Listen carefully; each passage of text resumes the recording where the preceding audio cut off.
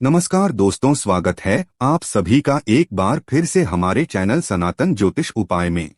इस बार 19 सितंबर 2023 को करीब 250 वर्षों बाद एक अद्भुत और शुभ संयोग बनने जा रहा है, क्योंकि इस दिन साल की सबसे बड़ी चतुर्थी गणेश चतुर्थी पड़ने जा रही है। और अगर आप इस दिन घर के इन कोनों में स्वास्तिक बना देते हैं तो इतना धन आएगा कि आप संभाल नहीं पाएंगे। साथ ही इससे आपके घर से बुरी शक्तियों का नाश हो जाएगा और कैसी भी आपकी मनोकामना हो वो तुरंत ही पूरी हो जाएगी।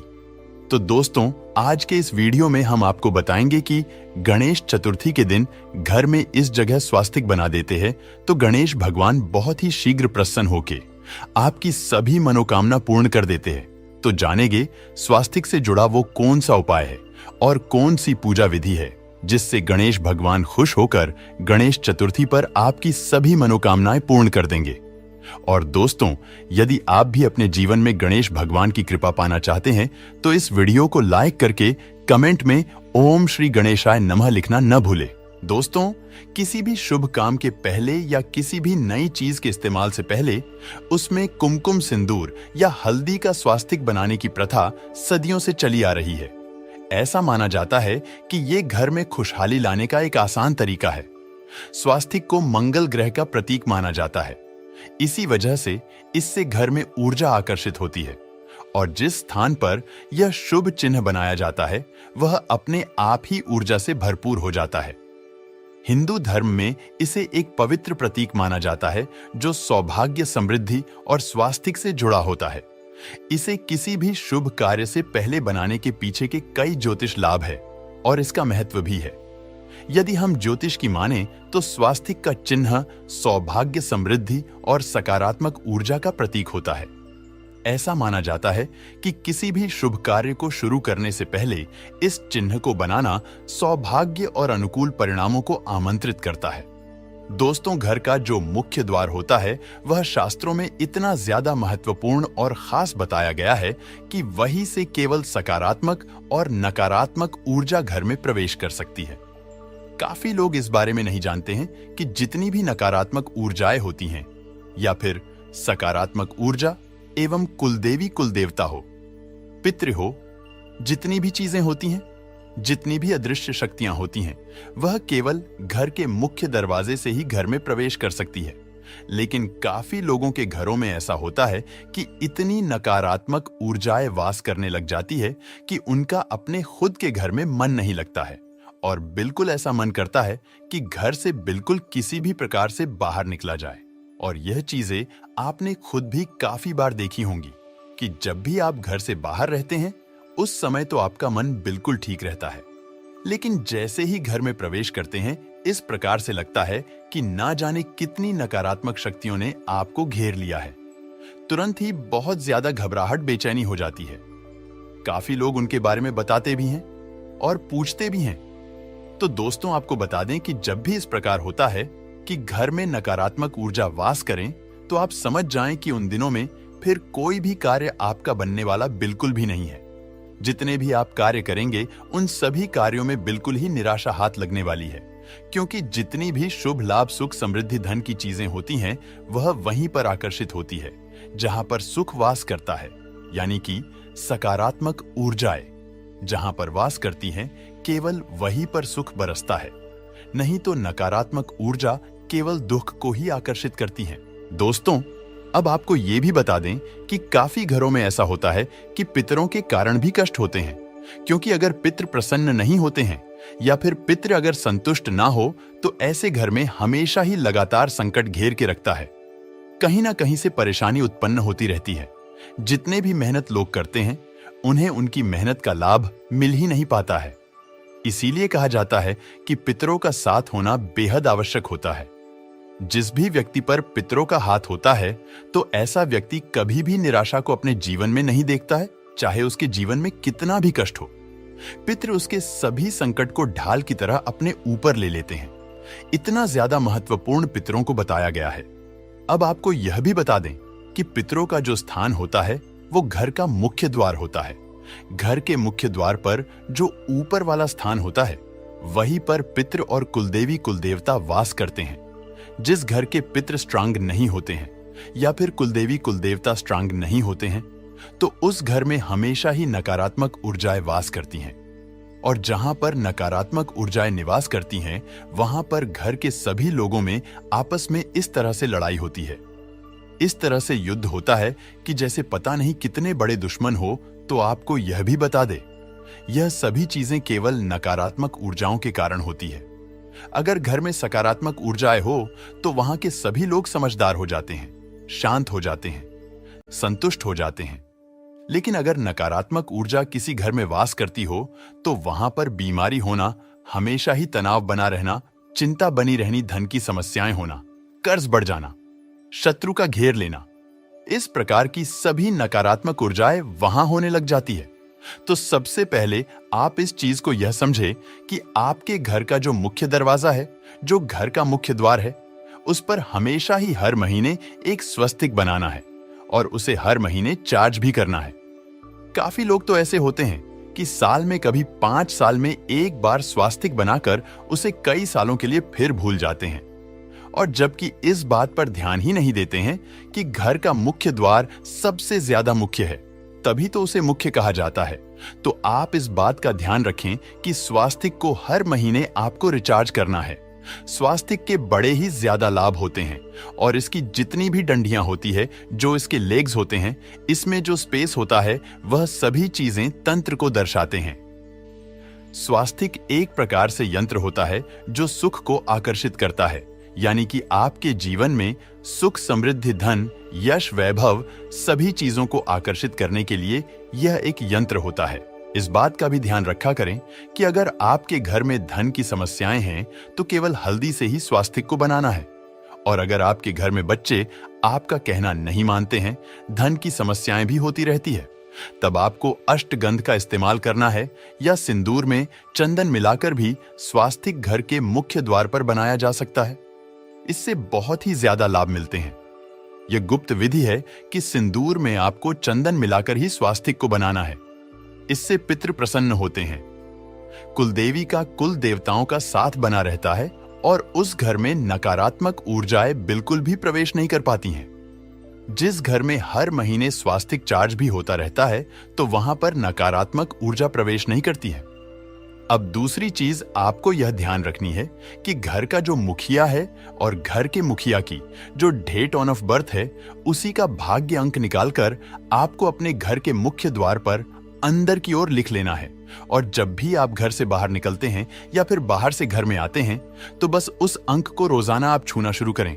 बस इतना करने मात्र से ही कुछ अंक से लाभ इतने ज्यादा जीवन में बढ़ जाते हैं कि जैसे अगर आपके जीवन में धन की समस्याएं, कर्ज की समस्याएं या फिर शत्रुओं ने आपको घेर के रखा है, तो अपने भाग्य अंक को रोज छूने मात्र से ही उस अंक से आपको इतनी शक्तियां प्राप्त होती हैं कि जो जीवन के कष्ट है वह आपके समाप्त हो जाते हैं।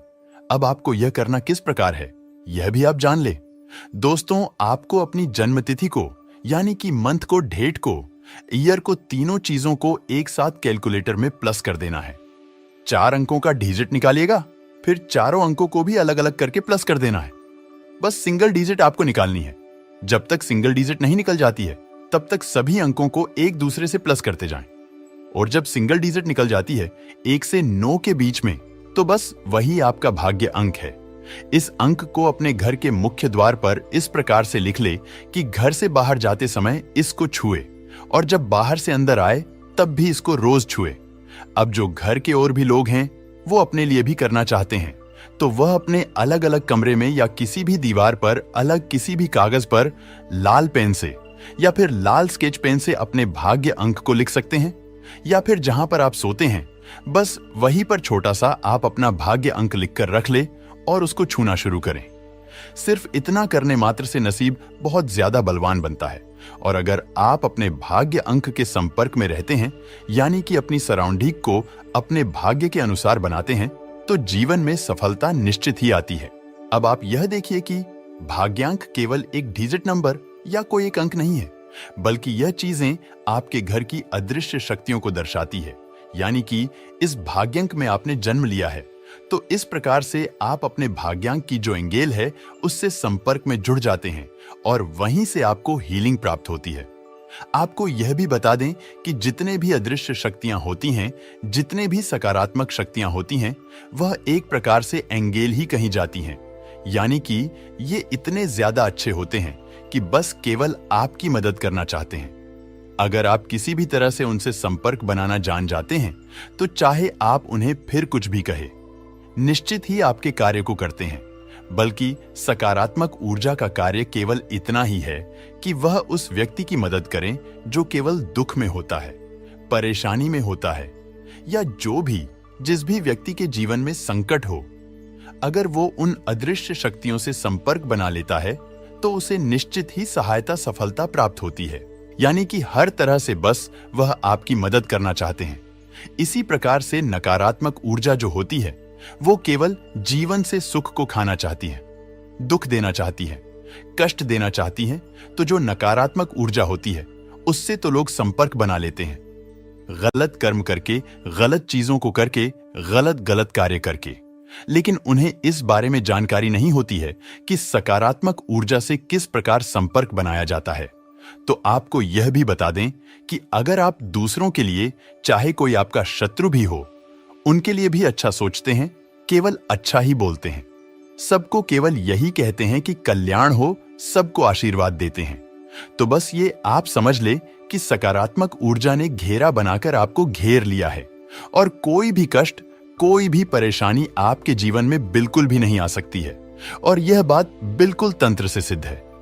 और अगर आप इस चीज को करके देखेंगे कि जब भी आपको कोई बुरा बोले, बस अपने मन से आपको किसी के लिए बुरा नहीं बोलना है, बुरा नहीं सोचना है, कुछ भी गलत या नकारात्मक आपको अपने मन में नहीं लेकर आना है।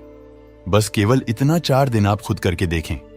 5वें दिन आप खुद समझ जाएंगे कि कितनी ज्यादा बड़ी बात इस वीडियो में आपको पता चल गई है।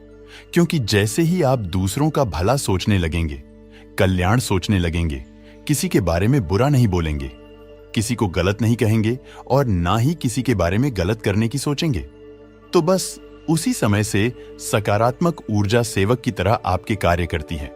जो भी आप चाहते हैं वह आपको लाकर देती हैं और किसी ना किसी रूप से आपको यह भी संकेत देती है कि हम आपके आसपास हैं। इस बारे में और भी ज्यादा विस्तार से जानेंगे कि किस प्रकार सकारात्मक ऊर्जा संकेत देती हैं, किस प्रकार उनसे बात की जा सकती है और किस प्रकार से वह स्वप्न में भी आती है। क्योंकि जैसा कि आप जानते हैं कि नकारात्मक ऊर्जा घबराहट देकर, परेशानी, कष्ट देकर दर्शाती है कि नकारात्मक ऊर्जा आपके आसपास घूम रही है, उसी प्रकार से सकारात्मक ऊर्जाएं भी संकेत देती है, बल्कि नकारात्मक ऊर्जा से ज्यादा स्ट्रांग संकेत देती हैं, जो बड़ी आसानी से समझ भी आ जाती हैं।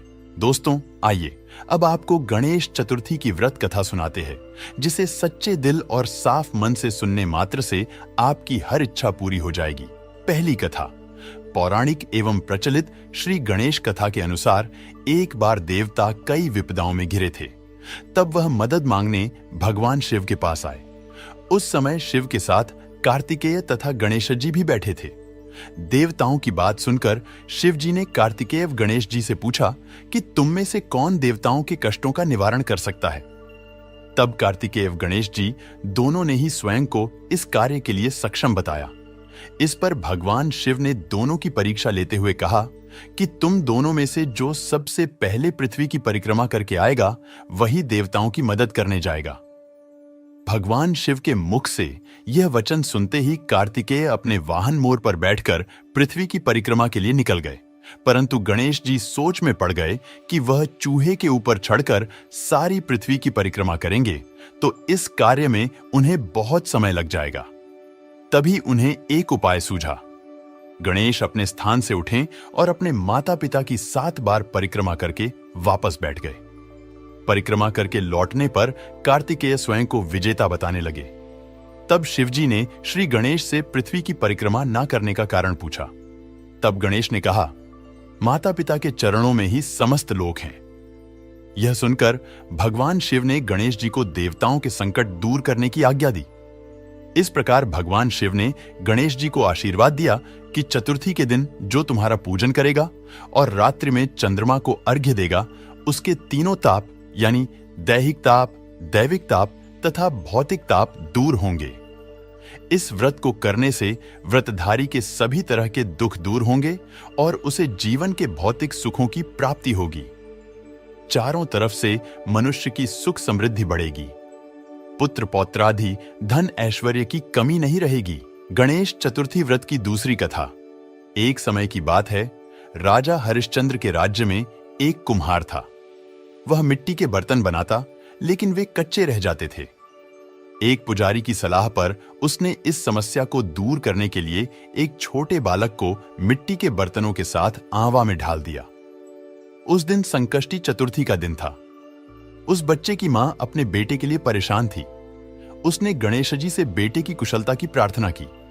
दूसरे दिन जब कुम्हार ने सुबह उठकर देखा तो आंवा में उसके बर्तन तो पक गए थे, लेकिन बच्चे का बाल बांका भी नहीं हुआ था। वह डर गया और राजा के दरबार में जाकर सारी घटना बताई। इसके बाद राजा ने उस बच्चे और उसकी मां को बुलवाया तो मां ने सभी तरह के विघ्न को दूर करने वाली संकष्टी चतुर्थी का वर्णन किया। इस घटना के बाद से महिलाएं संतान और परिवार के सौभाग्य के लिए संकट चौथ का व्रत करने लगीं। तो दोस्तों, उम्मीद करते हैं आज की वीडियो से आपको लाभ अवश्य होगा। आज के लिए बस इतना ही। तो दोस्तों, आपको यह जानकारी कैसी लगी हमें कमेंट में अवश्य बताएं। वीडियो को लाइक करें और अपने दोस्तों के साथ भी शेयर करें और कमेंट में जय गजानन महाराज लिखना ना भूलें। धन्यवाद।